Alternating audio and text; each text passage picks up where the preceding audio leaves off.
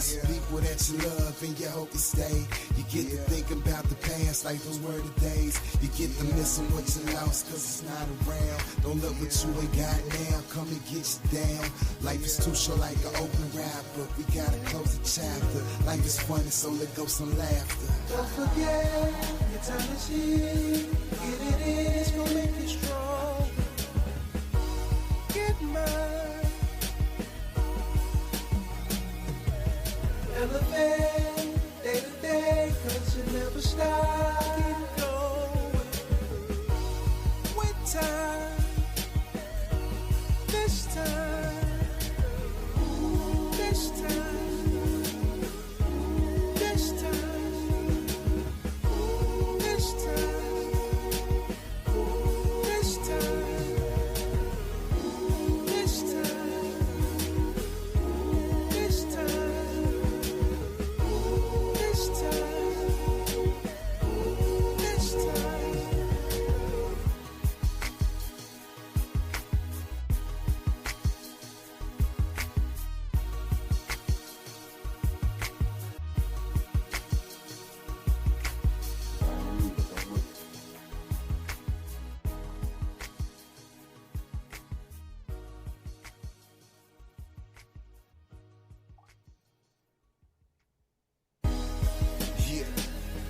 What's up, everybody? Today, we're going to talk about Kubrat Pulev versus Manuel Charr and much more when we come right back.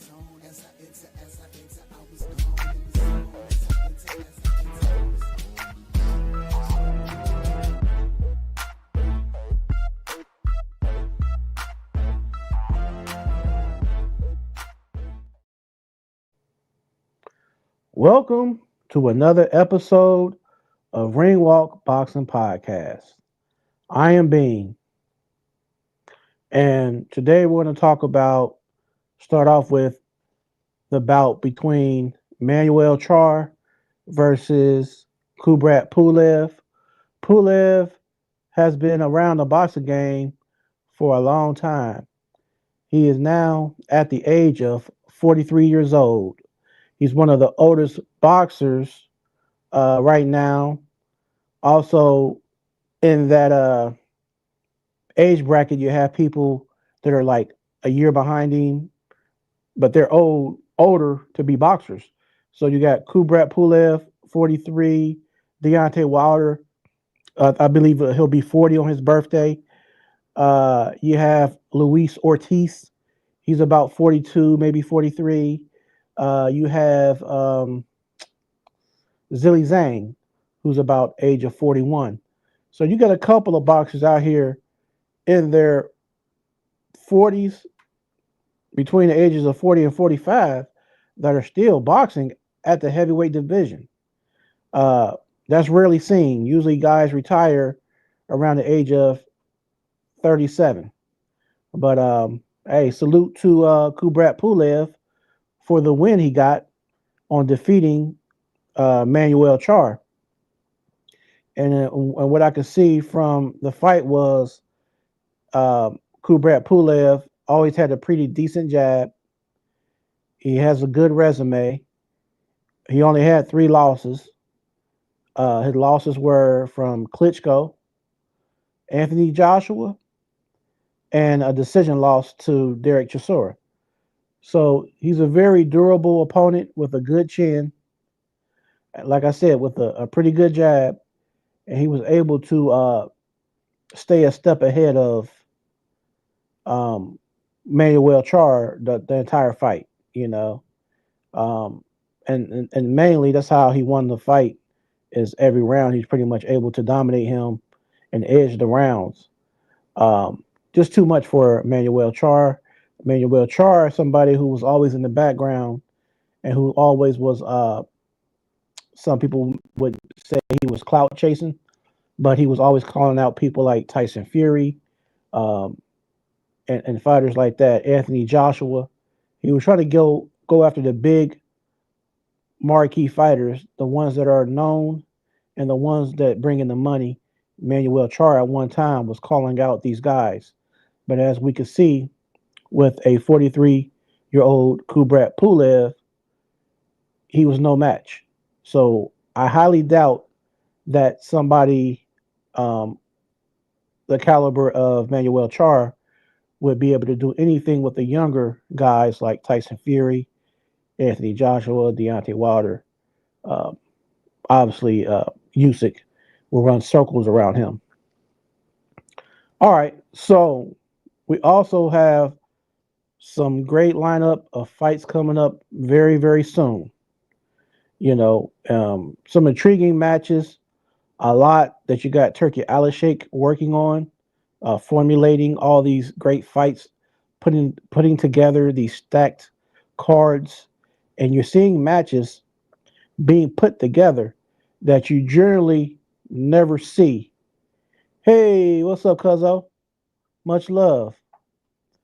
Um, and you rarely see these matches come to fruition, but you got in the background um, the somewhat unseen hand of Turkey Alashake and different people in his alliance that are helping to put on these fights that people have been wanting for the longest times, and now they're finally satisfying the um, the likes of us boxing fans. Whether you're a casual boxer fan who watches boxing every now and then, or whether you're a boxing purist that you watch almost every fight, even fighters that don't have the biggest name, you watch their fights because you're just so much into looking at fighters from the smallest names to the biggest names.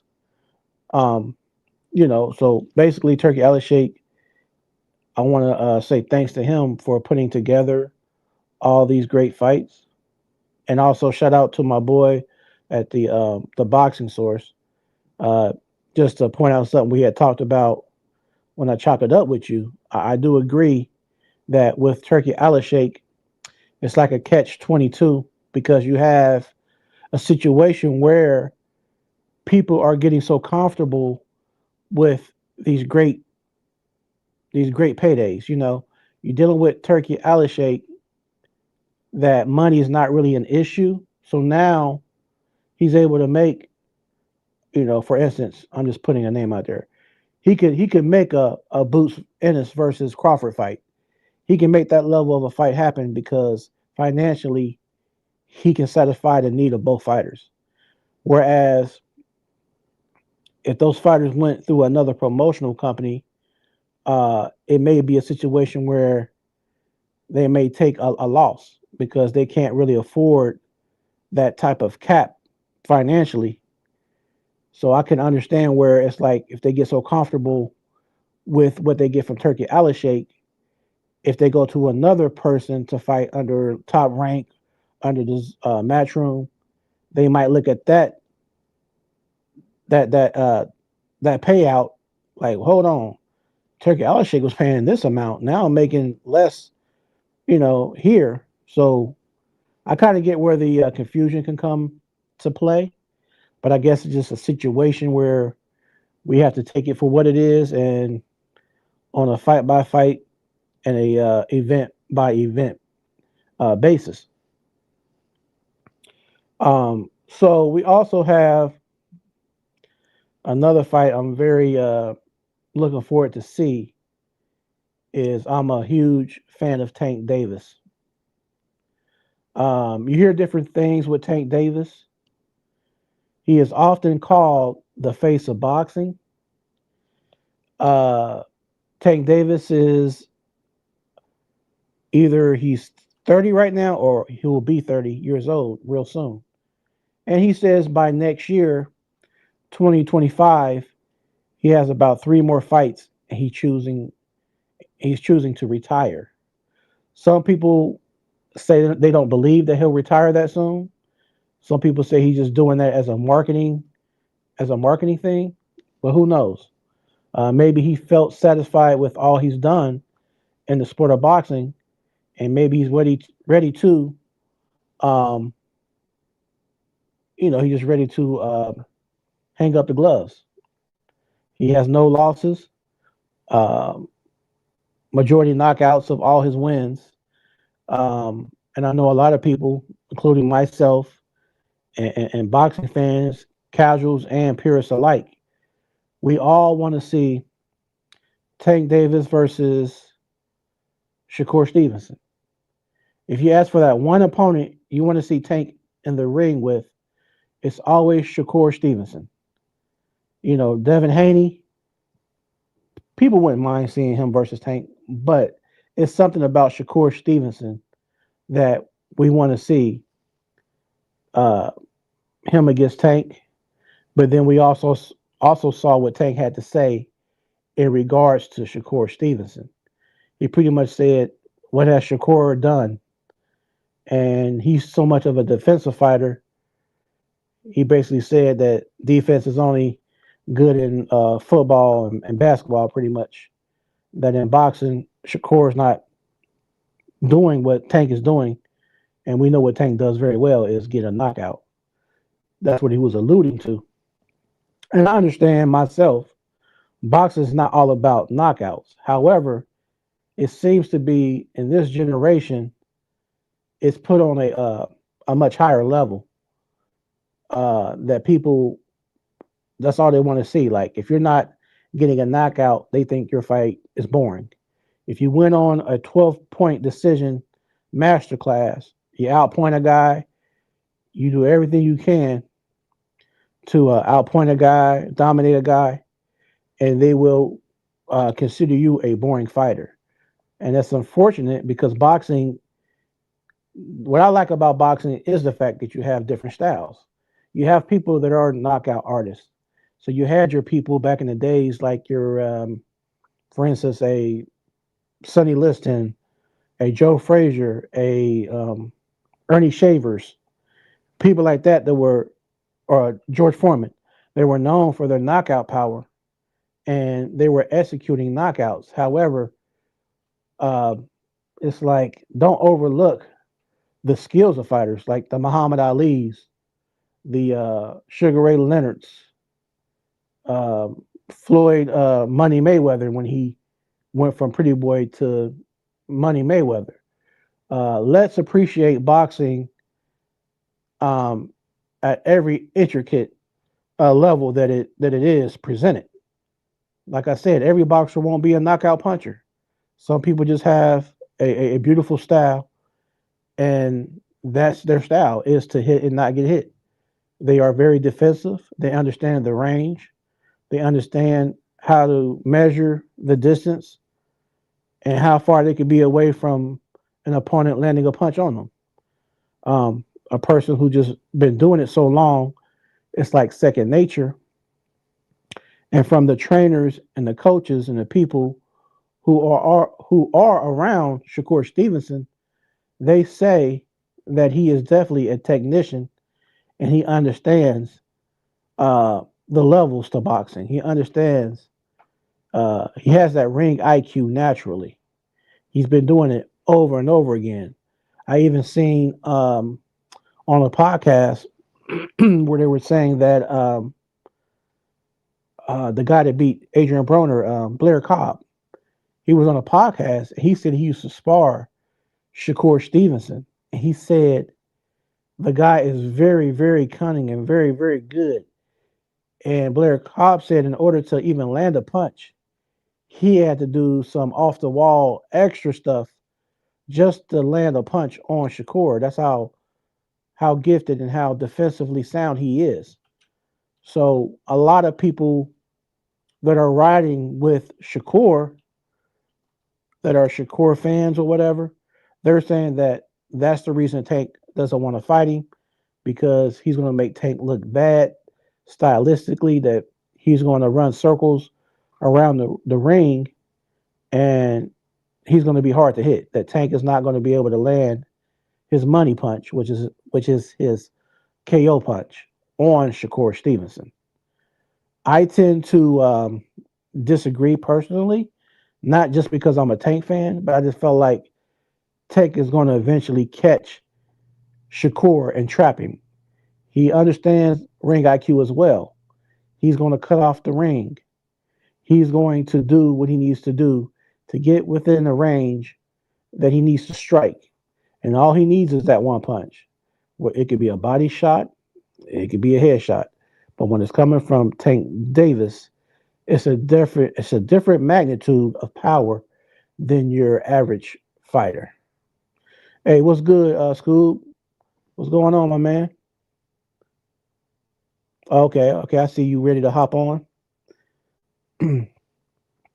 And so yeah, so definitely Tank versus Shakur is definitely something that we all are hungry for as boxing fans. And I hope that next year, regardless of Tank saying he feels Shakur is not worthy or whatever, or he just feels that he's established enough in the game of boxing, I still hope that he does, just for the sake of boxing and the sake of legacy and the sake for us, that Tank will go ahead and fight Shakur Stevenson, and vice versa. Shakur Stevenson will go ahead and fight Tank. I think that's a very important fight that needs to happen. You know. Um, so what we're going to have for the meantime, and I believe in March, is we're going to have Tank Davis versus Lamont Roach Jr. Lamont Roach Jr. has been in heavy rotation on plenty of different podcasts, interviews. His name being attached alongside of somebody like Tank Davis is giving him a lot of notoriety.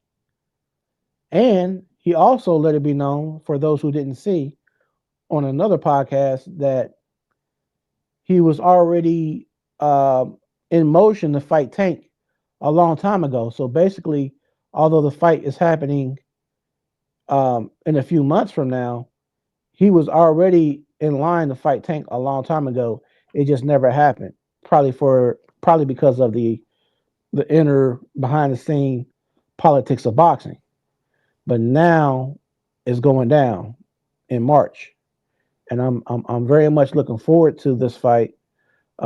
Obviously, I would like to see Shakur Stevenson, but hey, I'm cool with seeing what Lamont Roach can bring to the table.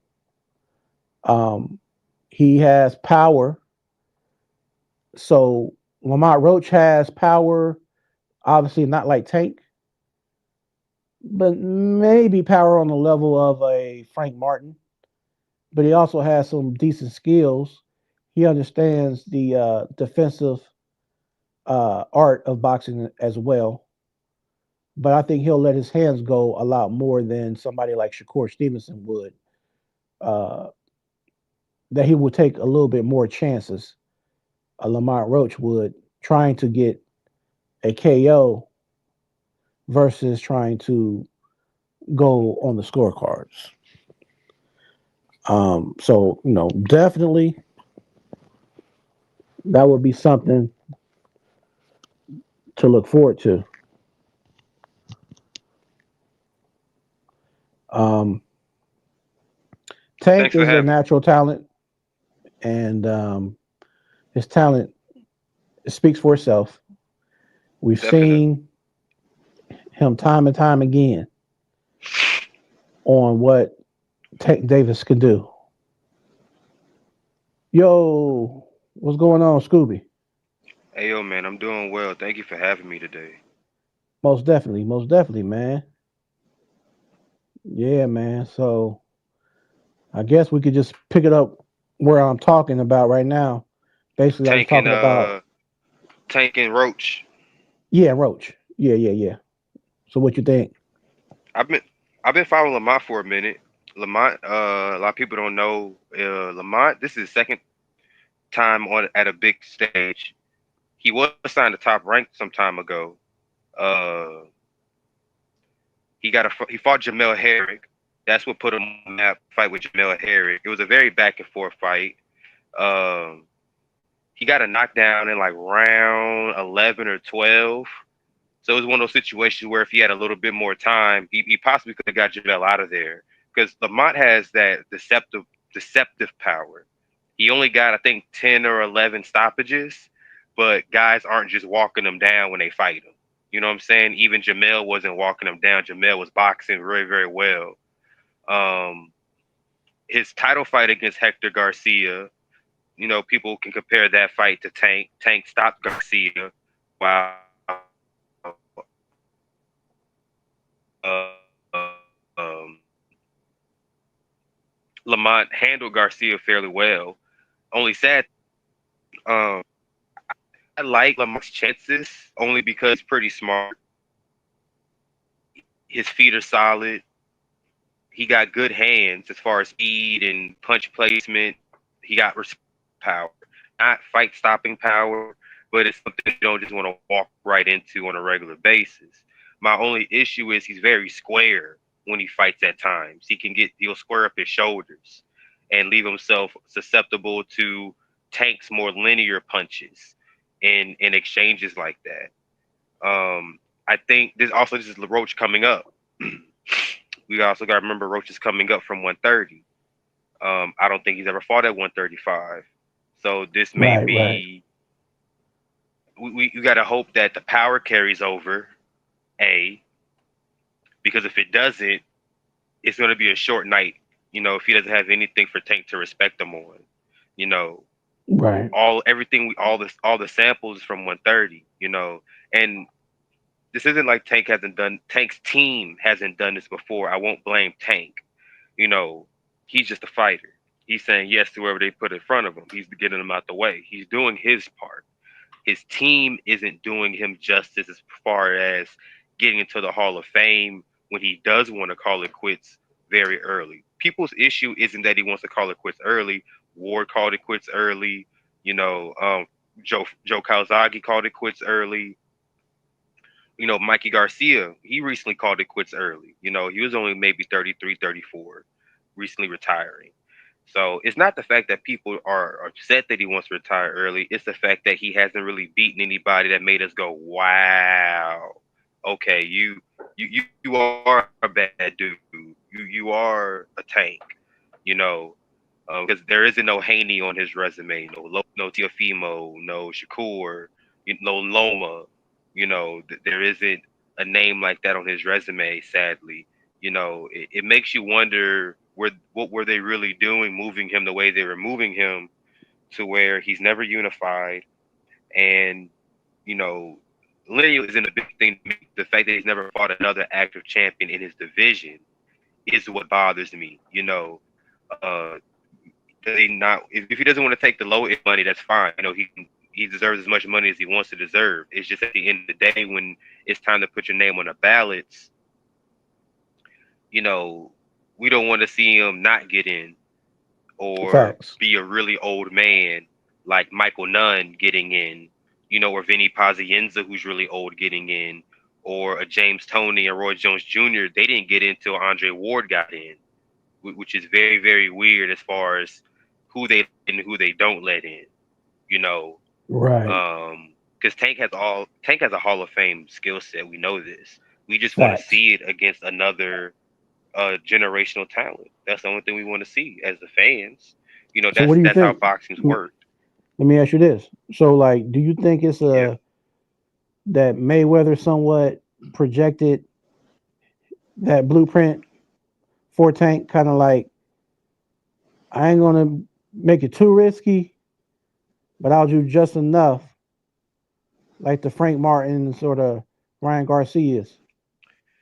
See, the issue, sadly, is like, it's not like that Tank doesn't have solid names on his resume. It's the weird thing is the names aged well with time. Outside of maybe Jose Pedraza. Yeah, Jose Pedraza aged well with time because he won another belt, fought Loma, you know, after the Tank fight. The Mario Barrios fight aged well with time because he's gone on to do, you know, become another world champion after that. You know, and we see that the Ryan Garcia fight has aged well because of the fight with Devin Haney, you know. But that's only because those three fighters did well after, you know, their fights with Tank. Everyone else either stopped fighting, literally haven't fought since Tank, or they never really recovered after that, in a sense. So that's my only issue. You know, like Lomachenko when Lomachenko wanted Tank post COVID. I mean pre COVID. No, Floyd was like, we'll fight Loma when we're ready, and if he's still around, then we'll challenge him. And now they feel as though Tank is in his physical prime. Loma isn't. Loma's still around as a champion, a viable payday option still, but Loma wants out, and they should have took that fight when the grease was still hot, in my opinion. Yeah, That's a yeah, situation of they waited too long.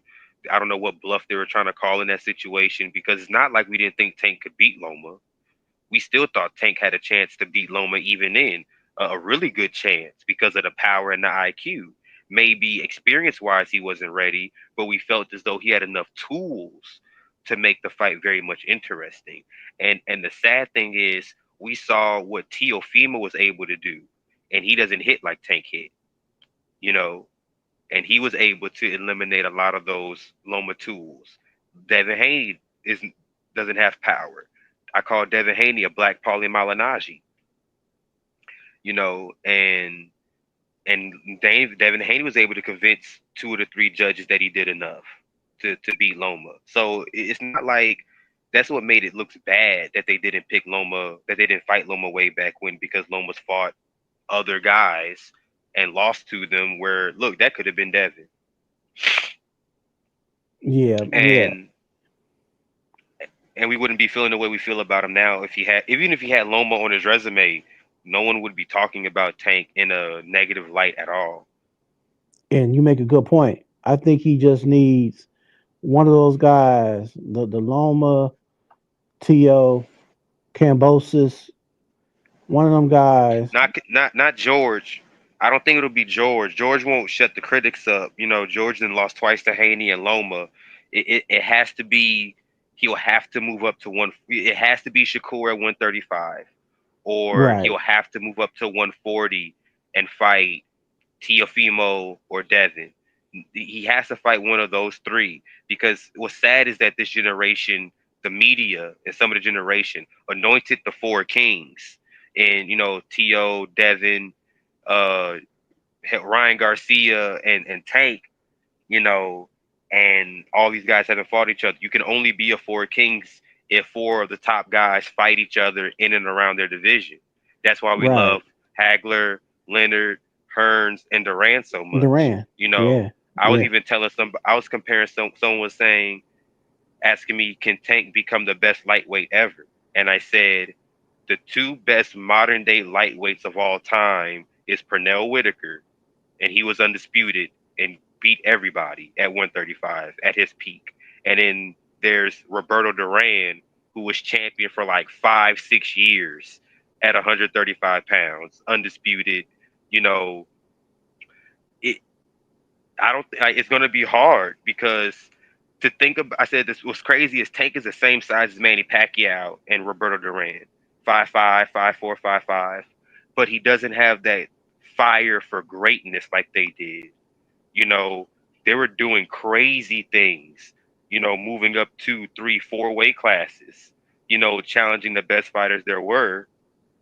The fact that Duran fought Barkley and those guys is even crazy to think about. And people kind of say, "Oh, Tank's too small. Tank's too small." It's like, well, if he's too small and he beats him, that shows how great he is, right? Great point. Yeah, yeah. We can't keep lowering the bar the way they do now. The bar for greatness used to be really, really high, and now the bar for greatness isn't as high as it once was for some Right. reason. If Because you can sell some, like if you can sell some tickets, and if you look good while you fight, automatically you're anointed to this next level. Like as much as I like Boots, Boots isn't. He hasn't shown us anything to be the next guy. all right, shout out Drop Zone Unlimited. He said Barkley was a monster.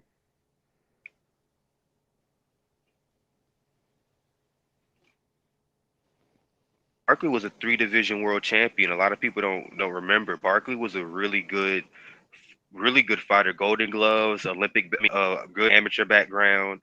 You don't beat Hearns twice just off of luck. You don't become a three Yeah, Hearn's division dangerous. champion. You don't become a 3 division champion in the golden era of the middleweight division with Mike McCallum and Sumbu Kalambe. He fought Nigel Benn. Like to say that he fought Nigel Benn, Roberto Duran, and and Hearns, you know, Mm. and James Toney, the Barkley fought. He didn't care. He fought everybody, and you need fighters that's going to fight everybody because you'd be surprised at who wins and who doesn't sometimes. Like Sean Porter, Sean was just willing to fight anybody. Yeah, he was. And just like you were saying, it's like I feel like Tank is better. I mean, that he would beat um, Devin Haney, but Devin Haney has actually shown more ambition. Devin Haney has actually went to Australia to fight Cambosis to beat him where he's from in his backyard. Haney I has went to the levels that Tank hasn't.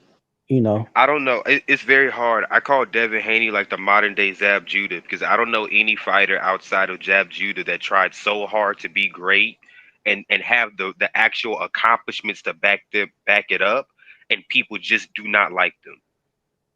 I'm like Devin's undisputed.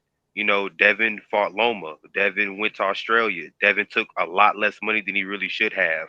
You yep, know, Devin uh he went up and challenged the champion who wanted to fight him at 140. He fought Regis. He I'm like Devin has a lot of solid accolades before he's even 30. And yeah. people say and they just do not like him at all. No, they don't.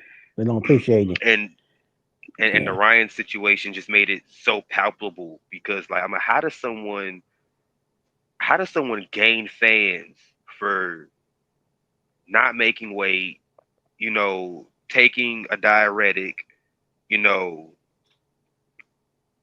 and how they gain fans by messing up in the sense in boxing, like fighting tainted and not doing what they're supposed to do in a sense, and they gain fans, and it it's was so funny you say funny that, when man.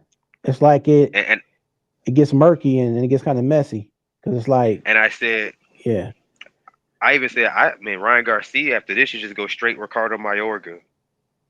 He should just go full Ricardo Mayorga, just full crazy, disrespectful, drinking during the press conferences, smoking during the press conferences. I'm like, you might as well. It's gonna sell tickets. It's gonna right. put people. It's gonna make people watch. I said if Ricardo Mayorga was around right now, he'd be selling a million. He'd be selling a million pay-per-views every fight just off of the press conference, stuff alone. It's but excuse me, but yeah, I want Tank to do more. A lot of people want Tank to do more. Is can he get into the Hall of Fame if he makes his next 3 fights bangers? Yeah, we've seen guys get on the Hall of Fame with a lot less than Tank. So Right. Because he has all the tools and God given power. So he has the tools to be that guy. yeah, it's just I'm not on his team. I'm not in his body. I'm not in his mind. So I don't know what exactly he wants out of his career. He already has made life changing money, changed the lives of everybody around him. At this point, it's all about legacy. It should be, Yeah. but I don't know. We don't want to look back and call Tank one of the most wasted 3 division champions as far as talent, but that's what it looks like it's going to end up being, sadly. Um, I don't know. I don't know. But did And you catch any of the top ranked fights last night? I wanted to so bad, man. I didn't get a chance to, man. I got I caught up did. doing I did something else. look at you know. I did see Navarrete and Valdez, and someone made an interesting point in the comments on YouTube. They said, "Is no one going to talk about Valdez not looking the same since he popped hot for the Kunsei Sal fight?"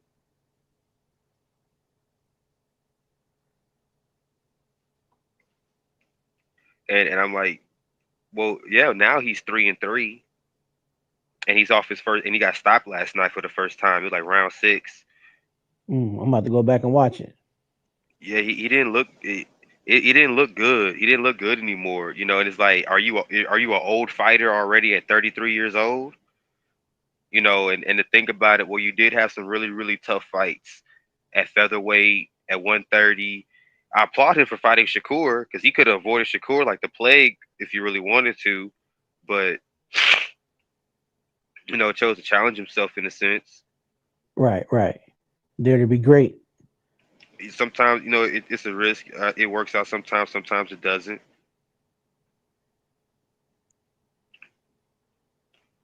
So is Parker supposed to be fighting Dubois next? That's official. Ooh, we great. I'm happy you mentioned that. I had that jotted down. Uh, Yeah, so I'm gonna do some more background on that, but it's looking like it's just about there because because that's a good fight. hey man, Parker is Parker's the slept best. on, man. He's He's he's the so best slept active on, bro. heavyweight. He's the best He, active heavyweight since COVID. yeah, man. Look at this, man. I said in the group, I said, man, y'all are forgetting Derek Chisora, although he's like the gatekeeper, he is tough as they come. He got a good Yeah. chin. He ain't gonna just hit the canvas for no reason. No, Like you got to really Derek crack. ain't rolling over. Exactly. Derek ain't rolling over.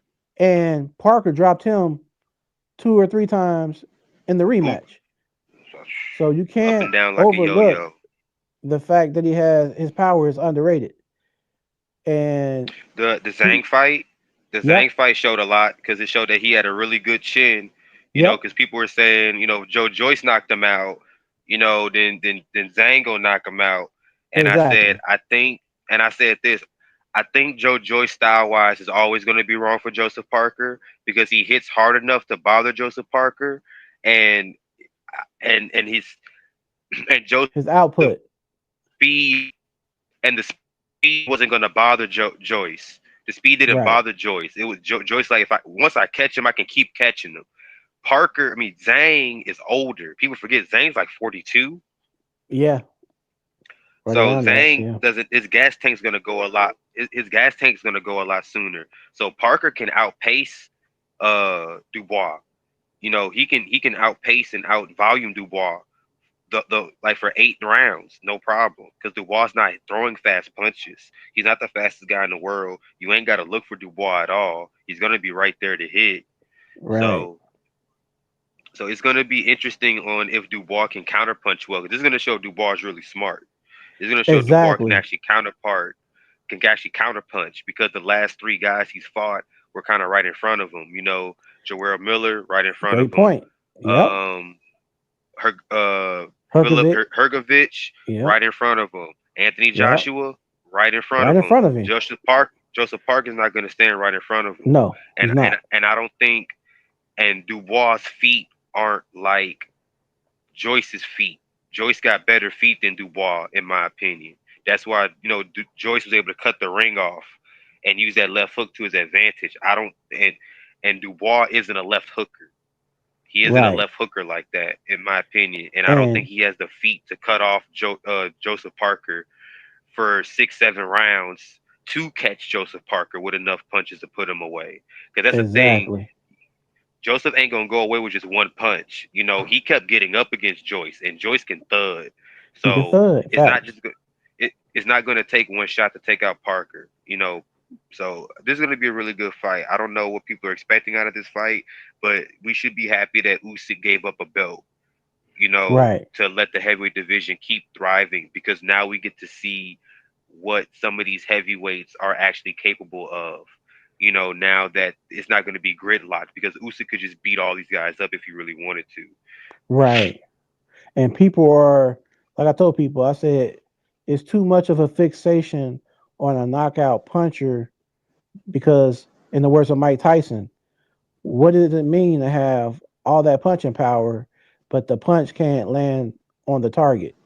So with Yeah, Dubois, he had AJ, who doesn't have great footwork himself, and was a standing target, who was moving back in a straight no, line for that overhand and land. You're going to never catch Joseph Parker slipping the same way you caught Anthony Joshua slipping. It's apples and oranges. And to be on, He Go ahead. and to be honest, the one thing about uh AJ doesn't have good recovery after No, he he's doesn't. hurt. No, he doesn't. AJ's never had good recovery. He has a good chin, but he doesn't have good recovery once he's hurt. He needs like 2 rounds to recover after Yep. he's hurt because if you look all the way back to the Dillian White fight, when Dillian White caught him in their domestic fight, he was hurt for a good round and a half to 2 rounds. When Vladimir Klitschko caught him, he was hurt for a good round and a half or 2 rounds after Yep. that. When when Ruiz caught him, Ruiz just didn't let off the gas tank when he caught him though. Yep. That's the only difference. And with Dubois, AJ was good enough to beat Dubois, but AJ never recovered after that first knockdown. Facts. When he got caught with that overhand right, and Hmm. that he never recovered after that. No, it And was he a doesn't wrap. have fast enough feet. He doesn't have fast enough feet to get away. And in my opinion, I don't know why he didn't hug him like that was his mama. Right. That's what I would have done. I would have hugged him like he was my family member. I would have hugged him like I was ready to Exactly. commit for the rest of my life because I Yeah. can't get away. Yeah. So at least, so I'm gonna hold him. And I remember Emmanuel Stewart say, if you hurt, hold him, trip him down if you have to. Make the ref take as much time to give you to. I remember hearing stuff like that from Emmanuel Stewart saying, do whatever you can A veteran to move. make the ref. Yeah, do Hmm. whatever you can to make the ref give you enough time. Even if you got to pick you guys up, give you a warning. You know, time is time. Yeah, man. Definitely. Um, I remember another fight you want another thing to talk about on the itinerary. Shakur Stevenson, Floyd Schofield. That's supposed to be happening February Y- 22nd. Yeah, man. Definitely. Um, That I big think. giant card that Turkey's putting together. Mm, I don't know how I feel about that fight. I'm not that impressed with Floyd Schofield. yeah, yeah. Maybe he can. I'm kind of on the fence, but I mean, maybe Shakur is what he needs to bring the best out of Schofield. Maybe he'll make Schofield, turn up a little more. That's what I'm expecting, in my opinion, because this could be standard. Shakur wins 8, 9 rounds. Banks 3, 4 rounds and call it a day. Because I don't know if Schofield has. He might have the IQ to cut the ring off long enough to make it a fight. Because Shakur not gonna make it easy. He not finna just stand there in front of him. Shakur gonna make you find him, whether the crowd boo or not. And Right. you know, I I want more from Shakur. I really do. I think he needs better coaching. Um, I think he needs better coaching, in my opinion, to have a more uh to sit down on his punches more. Because I Yeah. remember Yeah. Terrence Crawford For was telling sure. him one time that when you get caught in the corner, angle out, angle and combo out. Don't just hold and move out. He said that's one of your issues. You don't combo and angle out of the way when you get caught on the ropes or in the corner. You'll just hold and try and spin your opponent out of the way. That's gonna get you booze. Yeah, man. And check this out, bro. It's like with Schofield, the two questions I have is, will he have the ring IQ to cut off the ring, knowing that he must cut off the ring for a much faster, swifter on his foot, Shakur Stevenson? The other second question would be, if he does somehow catch Shakur and hurt him, does he have enough IQ to finish him off?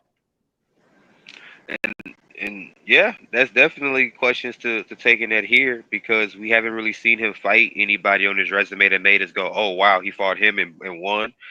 Schofield kind of, went through the motions of the rankings and worked his way up to a number 1 position. just beating the contenders that were there, not really going out of his way to fight another highly noted top contender or a former champion or title challenger. That's the one thing we don't really know how good Floyd is because he hasn't. We don't really know how he does against a big name opponent. Hopefully he surprises us. You know, because most of us are expecting a one-sided fight from Shakur at this point. Yeah, yeah, yeah. I know, I know that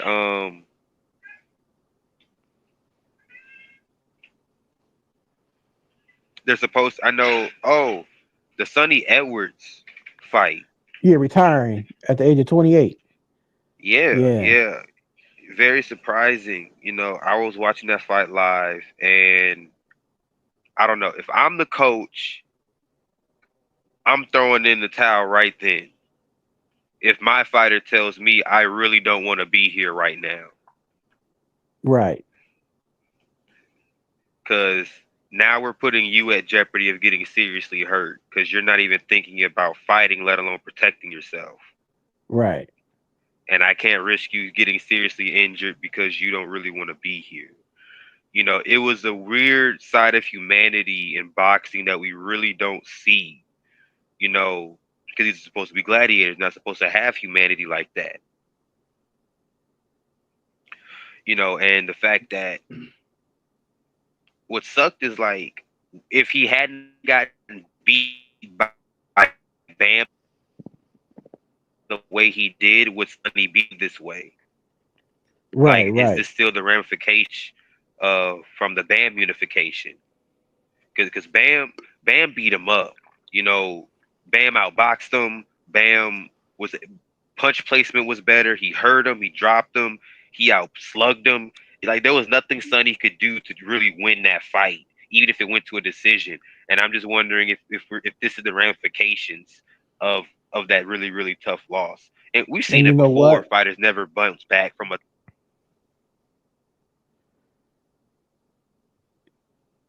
What are you saying? I'm about to say it could very well be and stem from that. It could be the ramifications. That's what a lot of people were trending and talking about.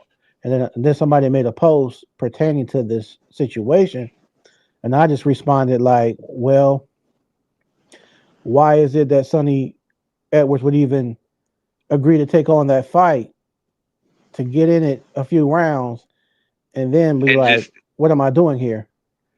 yeah, Um, because like there's bad blood with that family, the Edwards and the Yafais going back to the amateur days.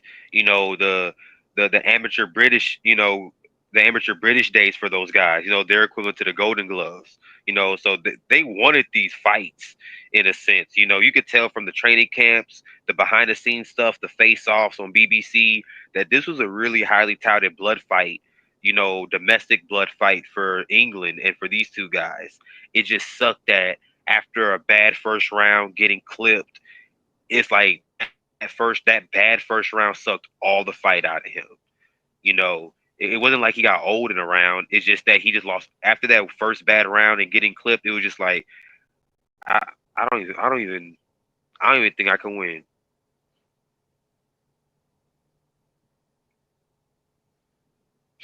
Now, hopefully, I don't even. Do I want to see him come back? Not really. You know, if he needed some time off, he should have just said he needed some time off. He shouldn't retire and then come back a year too late. And I just needed, a recharge and stuff like that. If he's done, he should just be done. yeah, yeah. So, what do you think about the potential fight between uh, Demetrius Boo Boo Andrade and Caleb Plant at 168? That's more interesting than people think because both of them don't have like stupid power, but they're both Exactly, really, really smart. exactly. They're both really, really smart and throw a lot of punches.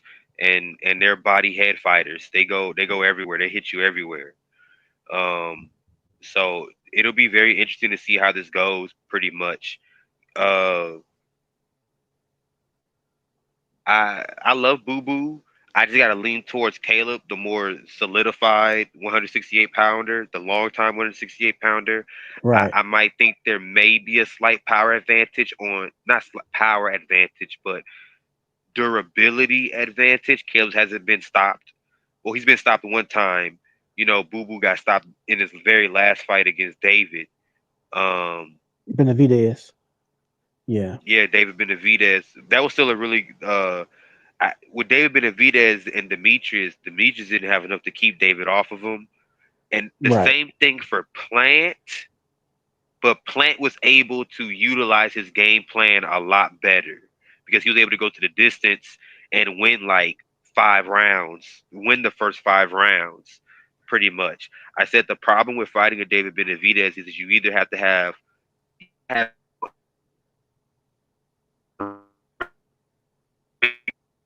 good gas tank, a really good chin, and a really good punches and take punches, or you got to have power and an IQ, so that way you can catch him in between him throwing all of his, catch David in the middle of throwing all of his punches. I said it's gonna take like a Sergio Martinez type of person to beat David Benavidez. It's gonna take like a sniper, like a really calculated sniper with power in their hands to beat a David Martinez. You know, because we saw it. You know, I don't even think David Morrell can beat him. You think Petervia could beat him? Beterbiev or Bivol would beat Beat and Benavidez. Benavidez. I think Yeah. David would try to box Bivol. I don't even think he would even try to fight Bivol. I think he tried to box Bivol after Right. 3 or 4 rounds because I don't think it's good for anybody's health to fight Bivol. I mean, Beterbiev. I don't think it's beneficial for anybody's health to fight Beterbiev. Yeah. Yeah. He's that type of dangerous. To be honest, you got to wait for Father Time to get him. Mm-hmm. Because Bivol fought damn near a perfect fight of a boxer, Right. and it still wasn't Facts. enough. It still wasn't enough. Bivol fought pretty much a perfect fight against Beterbiev, and He did. Beterbiev still had enough IQ to get the job done. Because that wasn't power, that was IQ. IQ. And think about this. Now you bring up a good point. Bivol is a pure boxer. So think about the people who use the opposite strategy. They use the mentality, I'm gonna try to get Beterbiev before he gets me. When you had that one dude, Anthony Yardy, There's like three and dudes that tried that. Smith Jr. Three, yeah, Callum Smith, a guy named Callum Smith tried it. Well, Joe Smith Jr. tried that. Anthony Yard tried that. A guy named Callum Smith tried it. Callum Smith had success because he actually got a knockdown on Beterbiev. Like that, it was like that fight was like 5 rounds, 3 knockdowns. You know, he said, "I'm going in and kill or be killed." And Right. that's not a bad mentality to have against Beterbiev because we've seen monsters get knocked out, get taken out like that before. Sometimes Right. that's how you take out a monster. You got to fight fire with fire. Like Holyfield did with Mike Tyson Yeah, you just got to fight him. back in the day. You just got to fight him. That's what Razor Ruddock did the second time. Razor Ruddock said, I ain't going to box. I'm just going to fight him. You know what I'm saying? Right. So, and that's how you beat Tyson. You just got to fight Tyson because you got to remember Tyson's a little heavyweight. Right. You know, so Julian Jackson, you just had to fight him. Right. Yeah, dangerous. You know what I'm saying? It's dangerous. And sometimes you might get Harold Graham. You know, sometimes that might happen. Or you might end up, Mike McCallum found a way. You know, Gerald McClellan found a way. Quincy Taylor found a way. You just got to have enough. And sometimes that one fight might be it for you. You know what I'm saying? Like that one win might just be your whole career because it took all of what you would have for other fights just to win that one. And it's sad and cruel like that, like Riddick Bowe. It's not like Riddick Bowe was a one-hit wonder. It just took everything in him as a prime athlete to beat Tyson. Right. Like Michael Spinks. Not like Michael Spinks was a bad heavyweight. He was a really good heavyweight. It just it just took all of his prime to beat Ali that one time. Right. You know, and it was crazy. And I told someone, imagine you climb a mountain like that. You beat Muhammad Ali clean across the board. How do you get out of bed for anybody else after that? Right. Like, you got to think about it. Like, I just beat Muhammad Mm-hmm. Ali. You know what I'm saying? Like, Right. it would be hard to take anybody else very seriously after a win like that. You So know? let me bring up another example since we're talking about like the boxer versus the puncher, the Bivol versus Petervius. Remember Fury versus Wilder one. Fury was a pure Yeah, boxer, but he changed up his yeah. strategy in the The rematch. second fight. Yeah, Yeah. Fight him. took it to him. Fight him. Hmm. And was successful. I fight him. Yeah. Yeah. Yeah. Hmm. And it kind of goes like, here's another one. Uh, Leonard Hearns. Yeah. Yeah. Sugar Ray. Yep. And it was crazy is what's the best way to fight Leonard and Hearns? I mean, it's the same way. You got to fight them. Yeah. You're Yeah. not going to beat Yeah. those. It's crazy to say, like, to beat Leonard and Hearns, you literally have to fight them. You're not going to beat those guys boxing. You literally have to fight them. And it's Exactly. crazy is that, and it's crazy that in the first fight, you know, Leonard had to fight Hearns. As crazy as it looked, you're gonna Hmm. go. You're gonna walk. And it was crazy. You know, Leonard was walking down Hearns.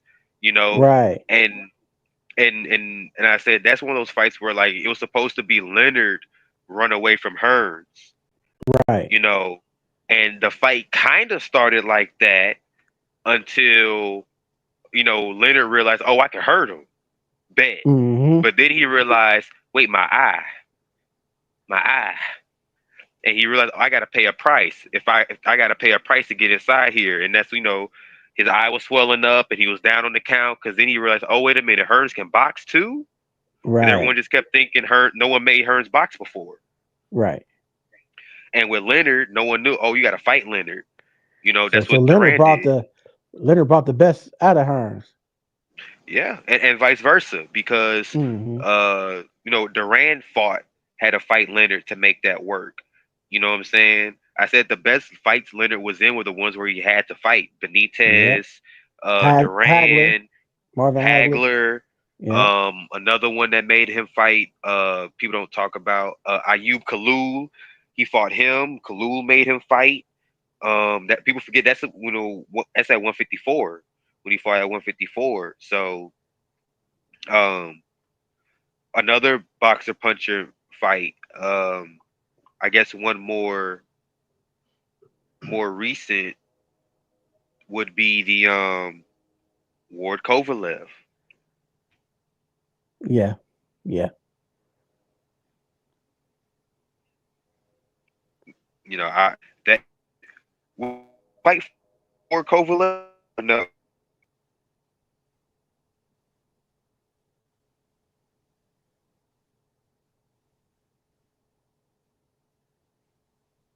hello. Yeah. I hear you now. I didn't hear you for a second.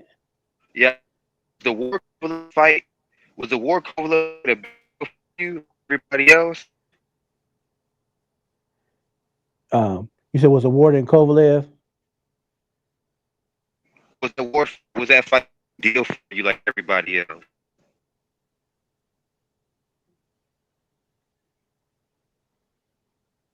Am I cutting out? Yeah, it's cutting out some. It wasn't at first, but then it started to. Can you hear me now? Yeah, I can.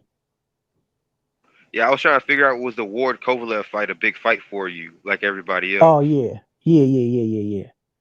Yeah.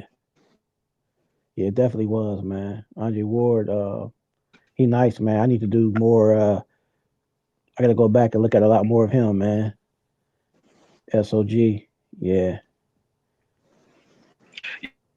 Yeah, I remember six, even know who it was. Like I remember watching him fight Kessler in that Super Six because I knew who Kessler was. He fought Calzaghe, and I'm like, who's Andre Ward? And they're like, golden medals. I'm like, we are horrible as a society, media wise. If we have an Olympic gold medalist that's an American in boxing, and we don't know who he is, why don't we Right, know who this guy is? right. Like, and the fact that he's the last American gold medalist, I'm like, what is wrong with us? You know what I'm saying? Like, guys in Europe get stamps and statues for winning gold medals. Right, right, right.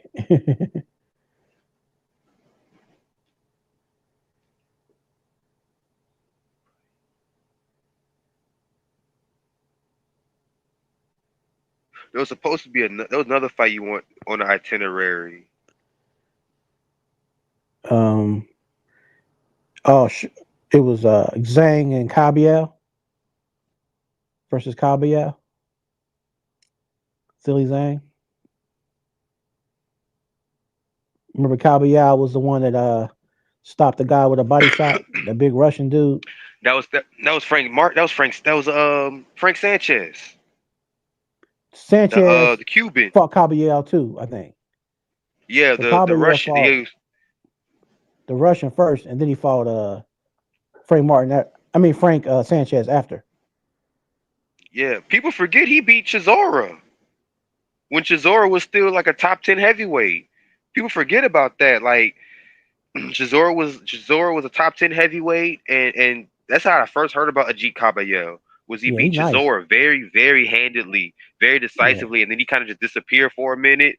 And then I heard about him again against Frank Sanchez. Said that's a really good fight because they both can box. And Frank got both can power. box. Yeah, Ajit yeah. got Ajit can box, and Frank beat Fa Ajagba. Yep, That yep. was a really good heavyweight scrap It to was. kind of show that yeah, Frank's up next, but Frank really hasn't recovered since then. Um, and I think Ajit can pull it off. Ajit, he's really agile. He's really Yes. quick on his feet. He Yeah. has really good hands. I think Ajit can pull off the victory. I think winner of this fight should be getting a title fight because I know they're trying to do. I know someone.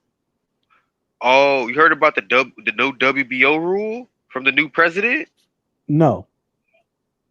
Okay, so if you turn down a WBO title shot, they remove you from the rankings Mm. completely. They remove you for a year from the rankings. Hmm. So like Hamza Shiraz, no, he's fighting Carlos Adames next. He turned down to fight John.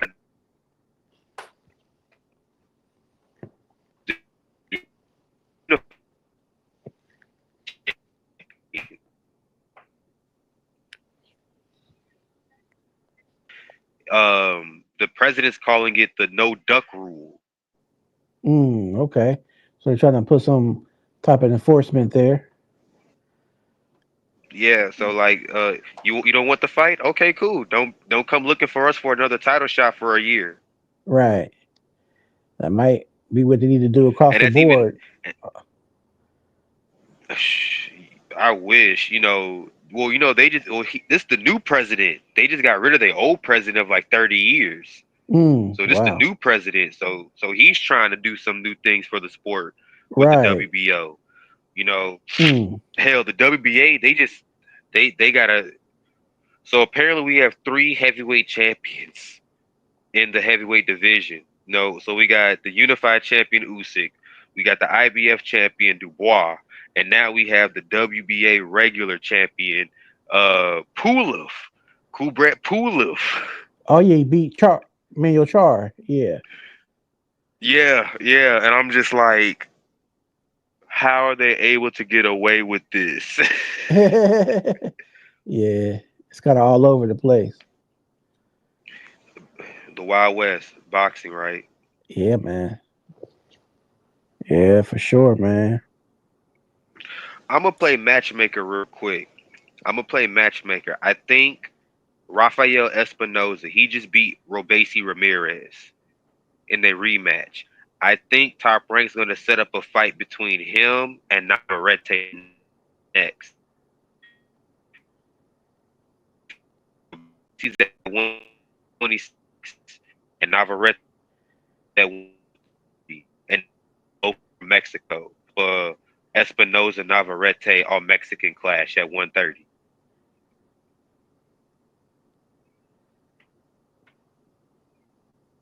Oh, I think Guillermo Rigondeaux may be fighting Junto Nakatani next.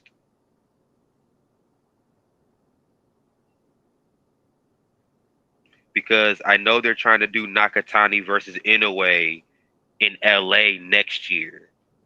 That's what Top Rank wants. So what they're doing is Inoue and Junto, they're going to share a card somewhere in America next spring, and then they're going to try and set up in the fall or winter a fight in LA between Junto and Inoue. And I'm like, Inoue, y'all better. Wasn't he the guy Inoue, the guy that beat the dude out of Philly? Yeah, he beat what's oh, I cannot think of his name right now. Yeah, he did beat him. Yeah, and that was a fight people were, well, the American pub was all like, well, let's see if he could be a black slick fighter. And I said, Inoue has slick fighter tendencies. I'm like, Inoue isn't your typical Japanese style fighter. I'm like, Inoue got rhythm. And if you got rhythm, you can keep up with a black fighter. So, that's what I think. That's what I feel like Top Rank's trying to set up. They're trying to set up an Inoue Nakatani super fight, Japanese super fight. But I'm like, y'all better come with a lot of money because the Japanese pay a lot of money for their domestic fights, their domestic unifications and stuff like that. And I don't know how. And Bob's cheap. I don't know how he gonna come up with enough cash to tell them not to have an all Japanese fight, not in Japan.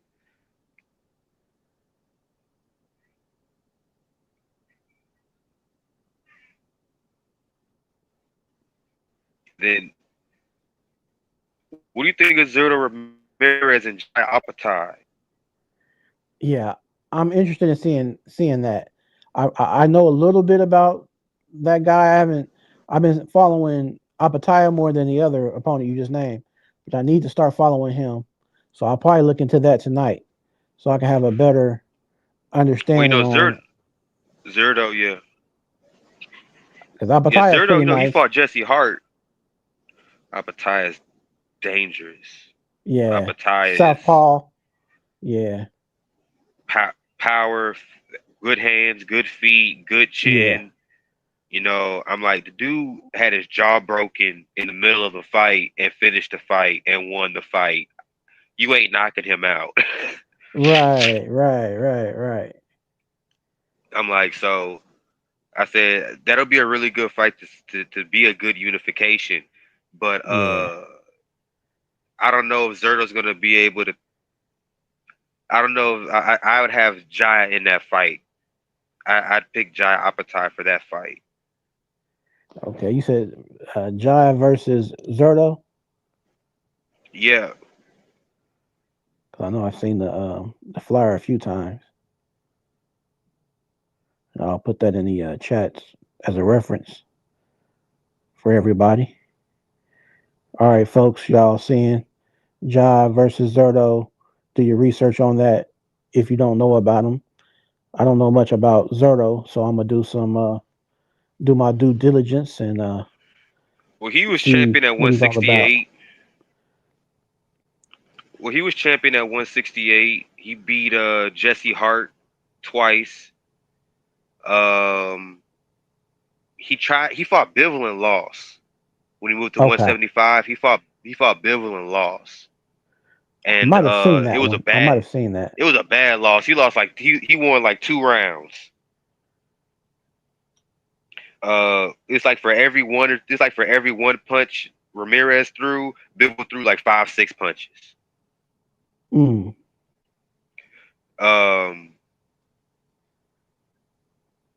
So Zurdo's a volume puncher. He's a big, strong volume puncher.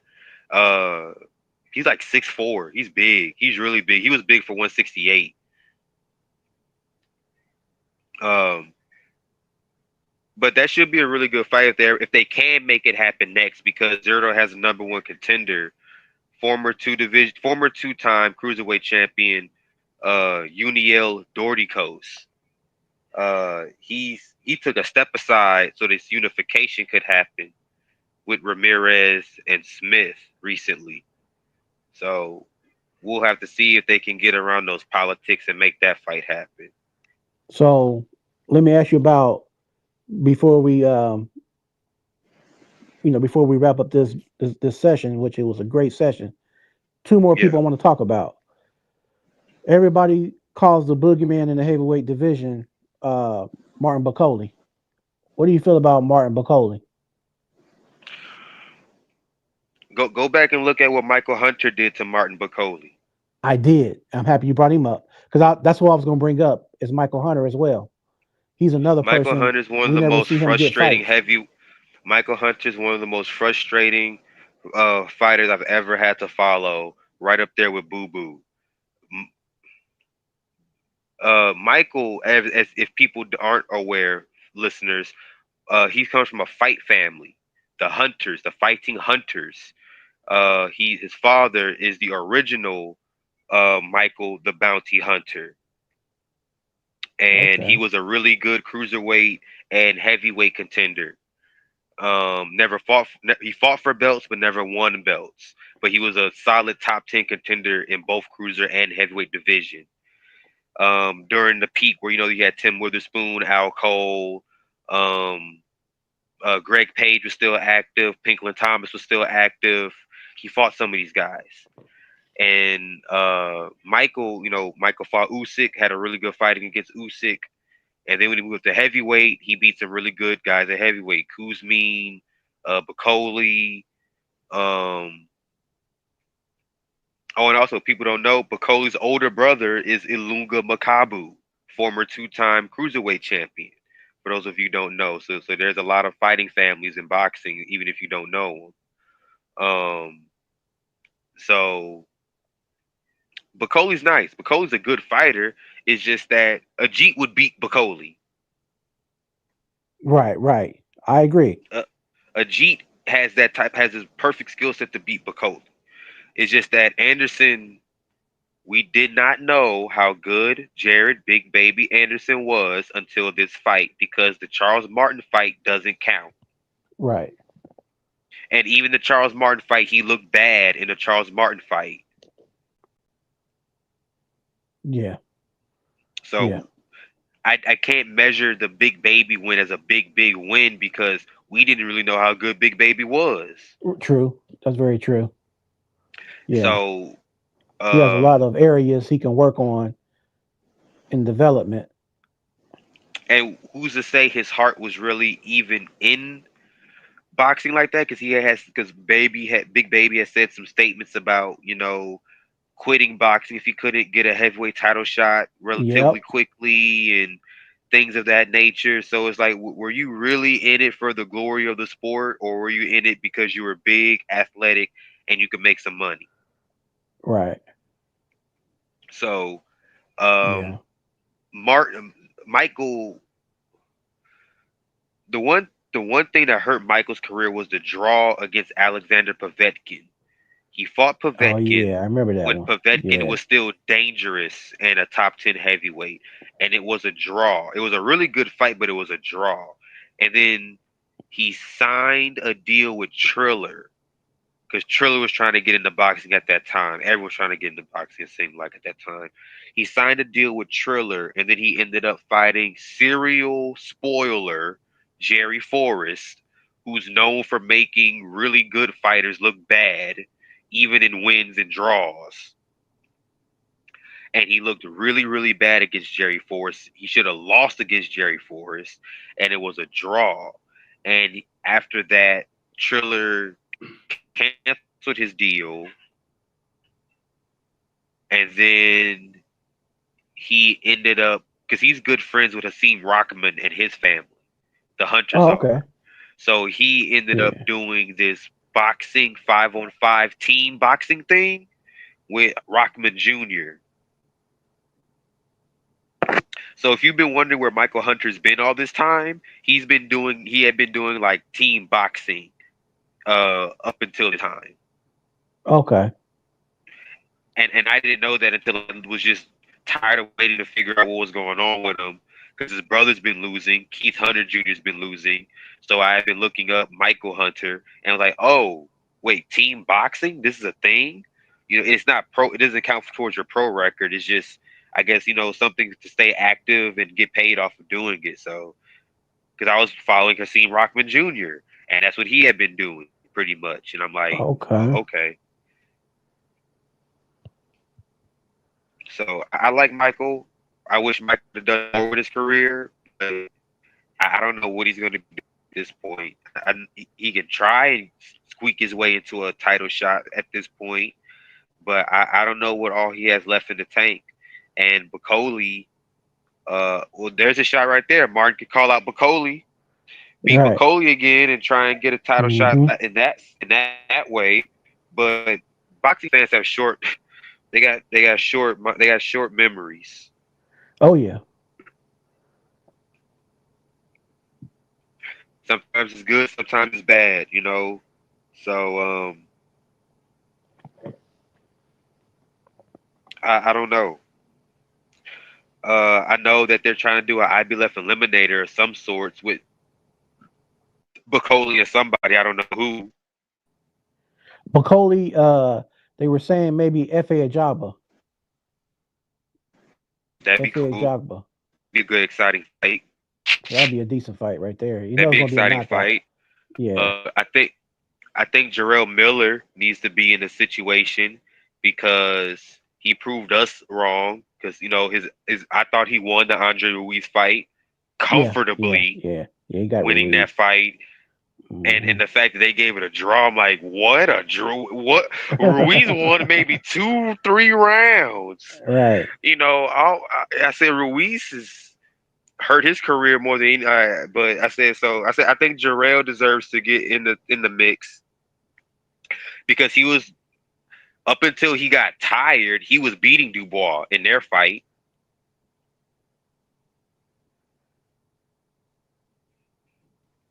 So, and the fact that, Jarrell, he's had 3 fights and come back clean. Right.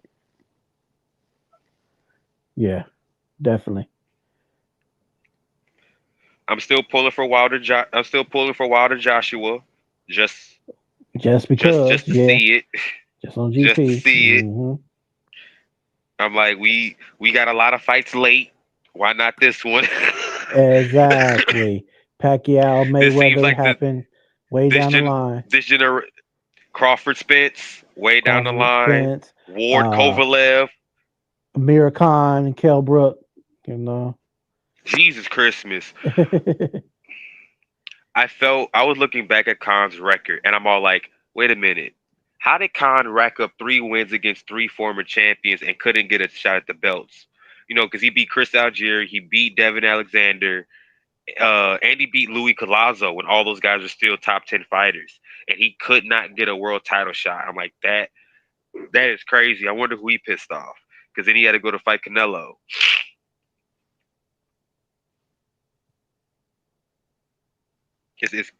I don't know why Khan would never fight Kell Brook. I never understood why he would never fight Kell Brook.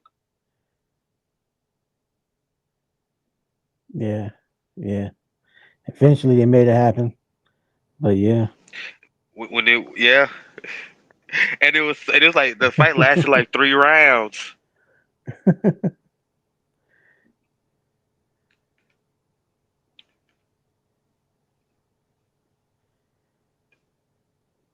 Oh, one more thing. What do you think should be the criteria to get into the International Boxing Hall of Fame? Because some of the guys they got in is questionable, and guys they don't have in is questionable. And I'm just like, the criteria to get in, if any. I'm like, there really should be a criteria to get to the Hall of Fame. Right. I don't know. I never considered Michael Nunn a Hall of Fame fighter. I considered him the Hall of Very, Very Good, but I didn't consider him a Hall of Fame fighter. because he didn't beat any Hall of Fame fighters. He was beaten by Hall of Fame fighters. Hmm. Vinny Pazienza, the story, I can understand, breaking your neck, car accident, coming back, fighting at a top level, but he didn't win a world championship when he made his comeback.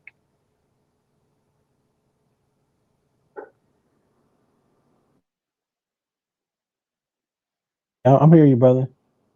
Yeah, you good. I just don't know what would be the criteria to get into the Hall Right. of Fame, because they made Julian Jackson wait till 2019 to get in. And I'm just like, what made y'all all of a sudden want to put Julian in? Julian's always had a great Hall of Fame resume. There was no reason to make him wait. Right. Yes, that's a good question, Manny man. Pacquiao's in first.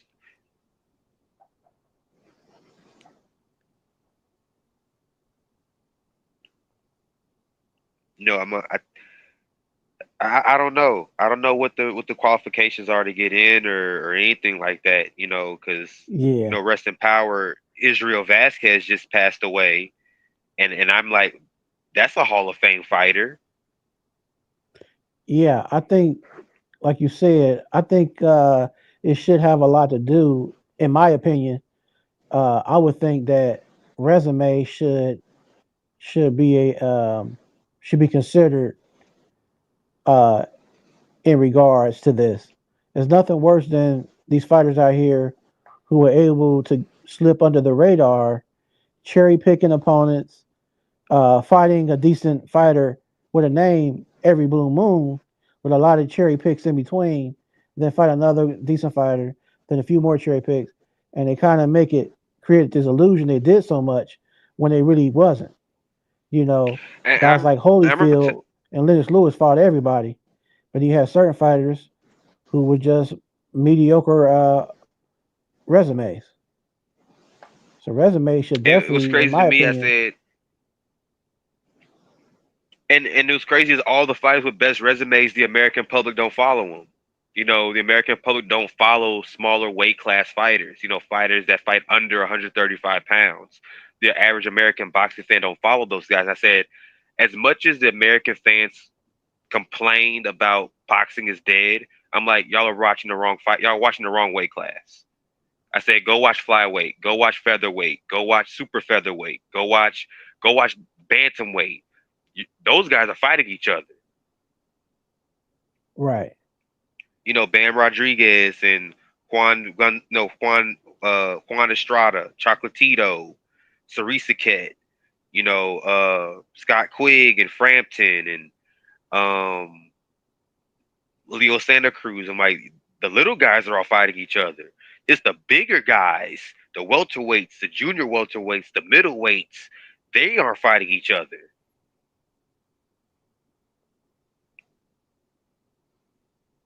Yeah, man. It's one of them Like things, Big man. Charlo, Big Charlo, bro. You didn't fight. Not you haven't fought anybody at middleweight. Big Charlo, you little Charlo gonna get into the Hall of Fame. Not big one.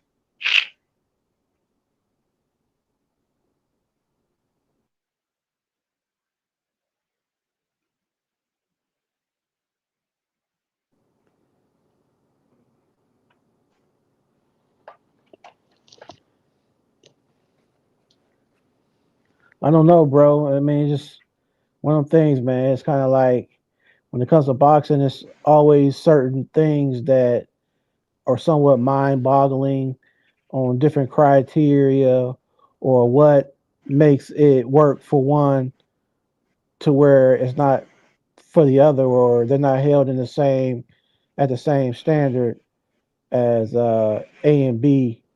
It's kind of like even with the way they do their judging. One guy was saying, well, if it's a puncher versus a boxer, and the puncher is hurting the boxer and the boxer shows signs of being hurt, they'll normally give that round to the boxer, to the puncher. And I don't agree Yeah, with that. You know, they're saying like just because you score more points or you might outland by a certain percentage or a higher number, that doesn't mean you'll win the fight. Yeah, I don't understand that stuff at times. 'Cause I'm just like we done seen some of these stats, and it's like, okay, you out threw them, you outlanded them. You know what I'm saying? And you had a better percentage. How did you not win? What are they looking at that we aren't? Because even if you don't show me the stats, I'm seeing you throw and land more punches. You know, I know they're like effective punches and stuff like that, aggression. You know, I always wonder what is it in boxing to one. You want action, yes, but then Absolutely. at the same time, boxing is hit and don't get hit.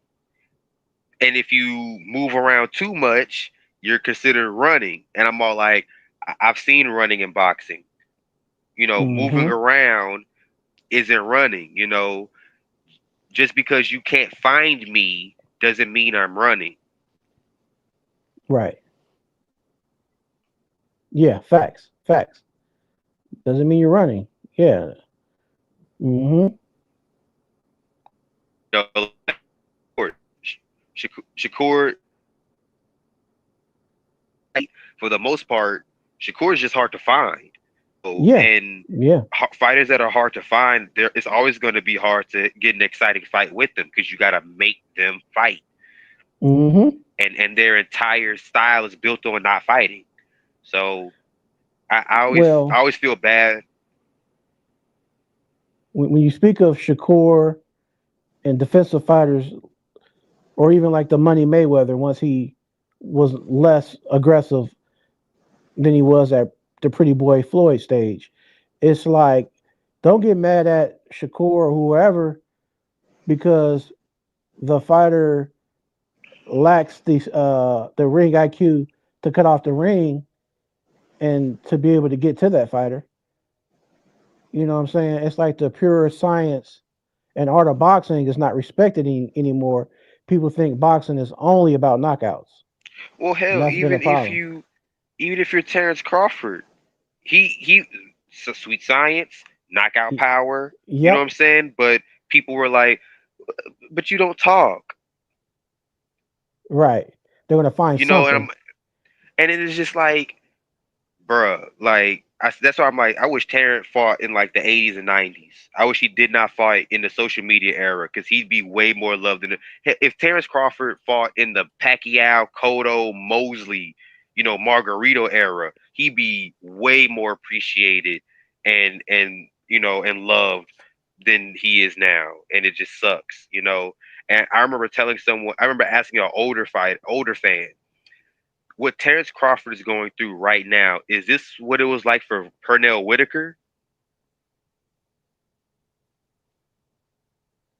Because I know I didn't get a chance to see Pernell fight in his peak, but it just seems like the articles I read about him, the HBO specials I seen about him. I remember one article said, "Is Pernell Whitaker too good for his own good?" Yeah, he was something special, man. He definitely was special. Um, I like And it was Sweet like Pea, a whole man. page breakdown. And it was a whole page breakdown about how, you know, Pernell Whitaker is so good that no matter who we put up against him, it's gonna look easy. You know, and I'm like, that's Terrence. Yeah, Terrence yeah, has made a lot. almost Yeah, every he's made almost every fight look easy. You know, whether he outboxed them or stopped them, you know, outside of his last fight, you know, at 154. And I'm kind of interested in what he's going to do in May. He said he's coming back in May to fight, you right, know. right. So Yeah, I've been I'm seeing that like, trending. I'm like, Janabek. I'm thinking the unified middleweight champion. I'm thinking maybe he's gonna fight Janabek. You know, I'm like, is he gonna fight Bukram Mutraziev, who just beat Tim Zoo? You Hmm. know, I'm like, a Yeah, unification would be at 154 would be very interesting. A fight at 160 would be very interesting. Maybe Turkey got the $50 million to pay Canelo right, right. because that's what Canelo wanted. Canelo said, I want $50 million. Mm-hmm.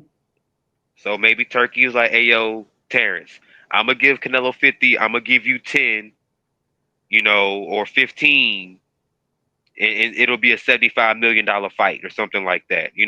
Maybe there'll be Yeah. enough money in it.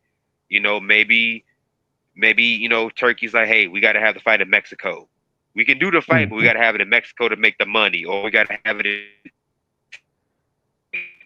Texas or California to make the money. Well, And I said, y'all could do a Crawford thing.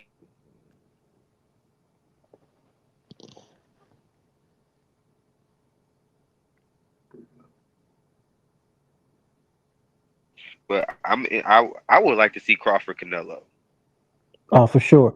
Hey, hold on 1 second, man, because my big bro just posted.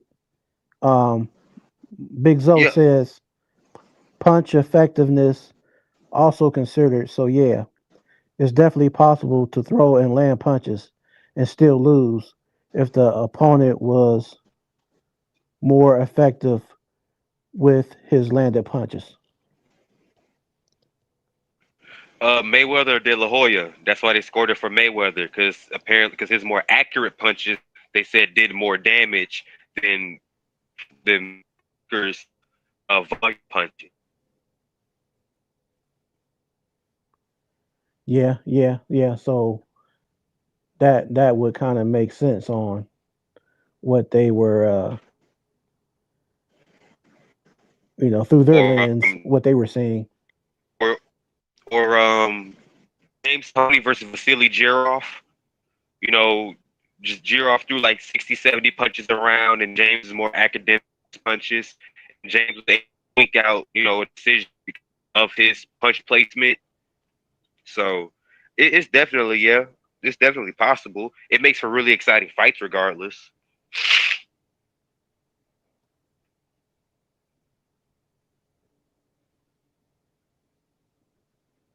Yeah.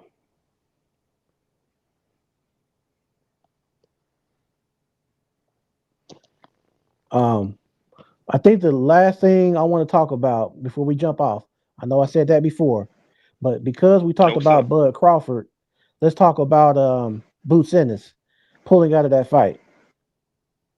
Jerron Boots Ennis. Did he duck? Yeah, he said he did. Yeah, he said he didn't get a contract agreement for a fight with Virgil Ortiz. You know, Virgil says he's going off of what his team said. Virgil says his team sent the contract over. Jerron says that he doesn't even know. He says he's still bent on unifying. So that's why he said he didn't, wasn't really up for the fight with Ortiz, I guess, because he wants to unify Mario Barrios, At 140, WBC champion at 147. So, you got Mario Barrios at 147.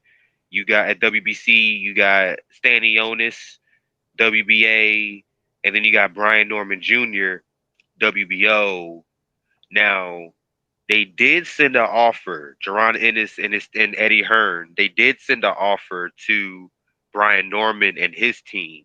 Brian Norman, they said that they wanted more money. Apparently, the first contract offer was $750,000 for unification with Boots and Brian.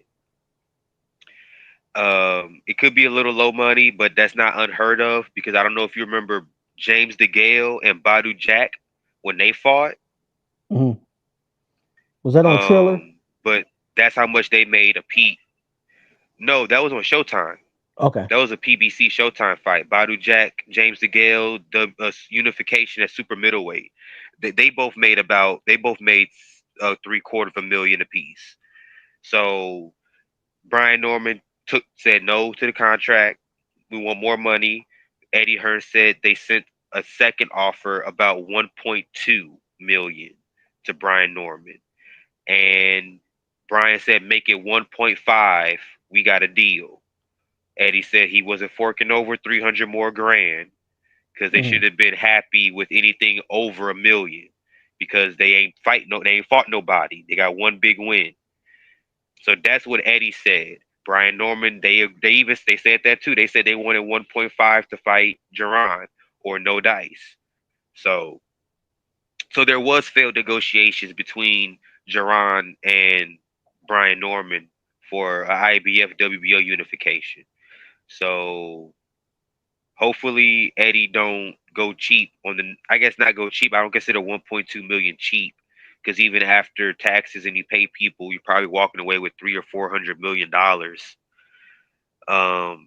I could see maybe wanting to walk away with $500,000 in your pocket after paying everybody and whatnot. But I would like to see Jerron Ennis, Mario Barrios. Well, Jerron Ennis versus any of the champions is a good action fight. So hopefully we get it sometime next year. That's what Jerron says he wants, a unification next year. Um, or a fight with Crawford. But I'm like, you're not getting a fight with Crawford. And one more thing before we go. Here's one thing that bothers me. Shane Mosley, Manny Pacquiao, Floyd Mayweather, Miguel Cotto. They didn't fight Keith Thurman. They didn't fight Danny Garcia. They didn't fight Sean Porter. They didn't fight Errol Spence. They didn't fight Terrence Crawford, right? Mm. Then that generation right there, they didn't fight Mario Barrios. They didn't fight Stanionis. They didn't fight Jerron Ennis. You know, I said these champions aren't getting a lot of recognition because the veterans won't fight them. You know, the veterans for Keith Thurman and Crawford and Spence wouldn't fight them. So, you know, Sean Porter even said, I ain't fighting Jerron. Keith Thurman said, I ain't fighting Jerron either. You know, Sean Porter even said Manny Pacquiao and Cotto and Shane, they didn't want to fight me, so why am I going to give these other guys a chance that I wasn't given? And I'm all like, we don't need that type of preparation. We don't need that type of energy because now Jerron Ennis might feel the same way. Crawford ain't give me a shot. Thurman ain't give me a shot. Porter ain't give me a shot. Why would I give this young guy a shot? You know? Yeah. It starts to cause a conflict of everybody riding that generational fighting. wave. We don't get generational fights. What did Meldrick Taylor have to fight? You know, Espana? No. Did Chavez have to fight De La Hoya? No. Did Pernell have to fight De La Hoya and Tito Trinidad? No. But the fact that they chose to fight them, you know, gave those younger guys a chance to show that we're just as good as the last generation, if not better. That's what made boxing. That's what made boxing great. We could actually see fantasy fights in real life if the guys agreed to it. But we went through pretty much 10 years without seeing any fantasy fights because no one was given those opportunities. And I understand. I understand just as a whole about, you know, like the best fighting the best per se. But like I know in every era there are going to be times there are certain fights that never did happen. I get it. We never saw Mike Tyson versus Ray Mercer. Oh my goodness. We never saw Razor Ruddock versus Evander Holyfield. Oh my goodness. We never saw Riddick Bowe versus Lennox Lewis. We never saw Hatton and Cotto. Right. So there's a couple of people where a fight didn't happen.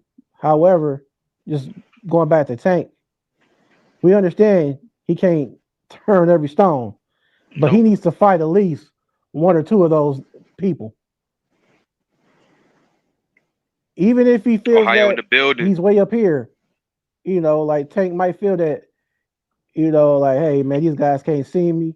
I know what I'll do to him, but you can't just talk it. You got to walk the walk. That's just how it is.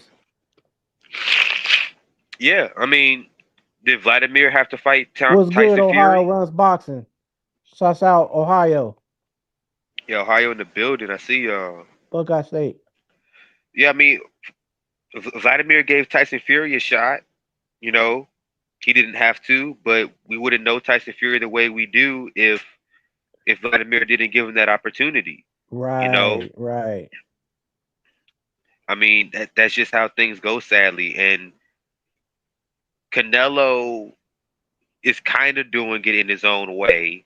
He's just fighting guys he knows he can beat, you know, but in a sense, he's still fighting younger guys coming up, Yeah. like Crawford not fighting Boots, Hurts boxing, you know, or Spence not trying to fight Boots in a sense. It's all trickled down from generation to generation, and the fans just hurt from it even more. You like I said, we just don't want Tank's career to end up a what if. Yeah. Yeah. Like you said, man, earlier, and like you're saying right now, pertaining to Tank, definitely, man, because he has all the tools, and I'm definitely he's definitely heavy on my radar because I'm a Tank fan. So I just want him to, have his legacy be cemented in the way it should be.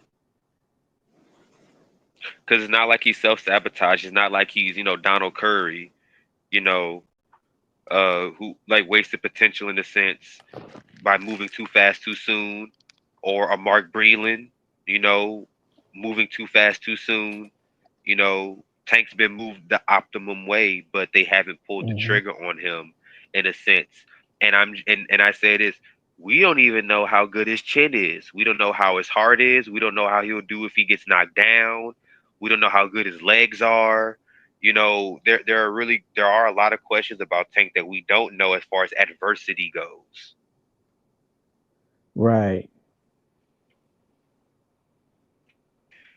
Like, did we really know how good Tyson was until he fought, Buster Douglas and Razor Ruddock, who gave him real resistance, and Evander Holyfield, beat up by Field, and he still chose to fight him again. Right.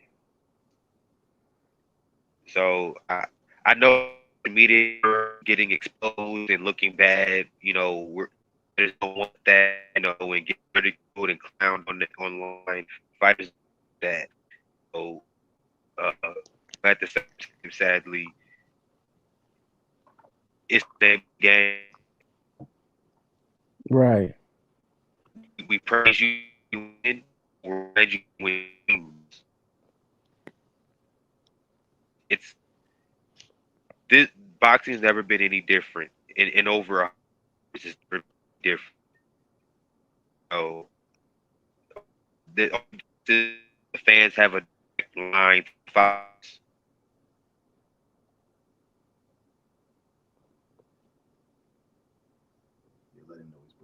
Oh yes. You're breaking up. I don't know if it's the what you think that'd be Hello, the mic. can you hear me now? I can hear you. Yeah, I was just saying, like in the history of boxing over 100 years, nothing has changed. You have to prove to us you're the best by fighting the best. That's Facts. the only way boxing has always worked. Yeah. Whether even in the black and white era, when there was only one or two champions per division, you still had to fight the best to become the best. You know, Yeah. and it's watered down now with four champions per division. No, it's Hmm. not. Now we just got four best. Now all y'all can fight each other. It's just more Yeah. frustrating that we get less unifications with four belts than we did in the era with two and three. Right.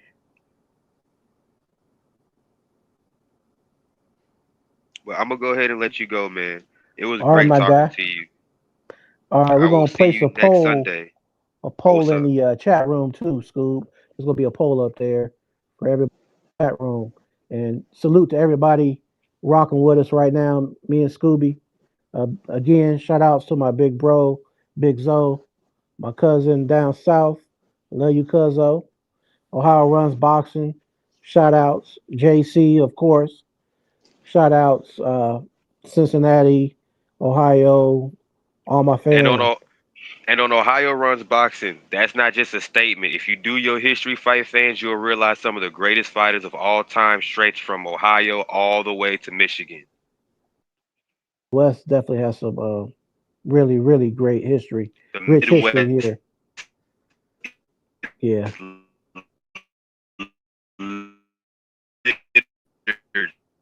will have more fights in the Midwest.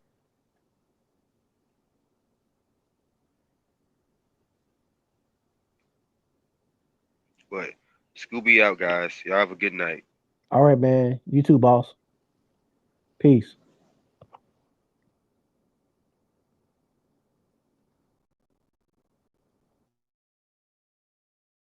All right, everybody. I appreciate everybody who enjoyed this live. We'll be back next Sunday, and just keep tuning in, showing love. And like I said, if you're in the chat, please hit the like button to help the algorithm get the flowing, and just spread the word. Spread the word, spread the love, man.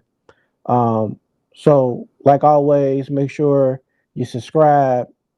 Uh, Tell a friend or two, subscribe, please. Hit the like button whenever you enter the chat room, and we'll catch you on the next round.